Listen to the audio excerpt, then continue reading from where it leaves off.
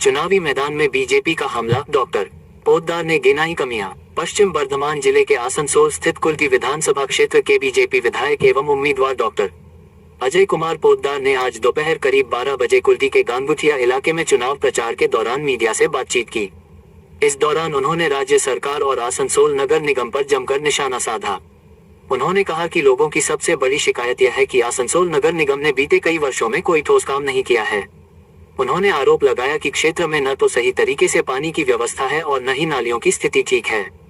तीन नदियां होने के बावजूद पिछले 25 वर्षों में लोगों को पर्याप्त पानी नहीं मिल पाया, जो प्रशासन की विफलता को दर्शाता है। डॉक्टर अजय कुमार पोद्दार ने आगे कहा कि जनता अब बदलाव चाहती है और इस बार के चुनाव में इसका असर देखने को मिलेगा। उन्होंने राज्य में बढ़ती भ्रष्टाचार और चोरी की घटनाओं को लेकर भी चिंता जताई और कहा कि बंगाल में कानून व्यवस्था की स्थिति खराब हो चुकी है। उन्होंने लोगों से अपील की कि वे विकास और बेहतर सुविधाओं के लिए बीजेपी का समर्थन करें। इसके बाद उन्होंने अपने समर्थकों के साथ क्षेत्र में जनसंपर्क अभियान जारी रखा। মানুষের অভিযোগ কর্পোরেশন কিছু করে নাই, জল নেই, নালি নেই, কিছু নেই, সরকার কিছু করে নাই। যা করণীয় সরকার আর কর্পোরেশনে করণীয়, তারা আঙুল উঠাচ্ছে, বিধায়ক কিছু করলো না। বিধায়কের হাতে তাগত কি, পাওয়ার কি?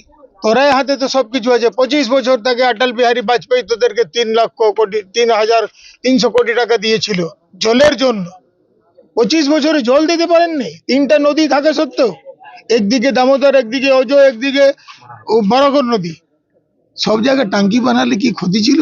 আপনারা ইচ্ছা করে জল দিতে চাননি।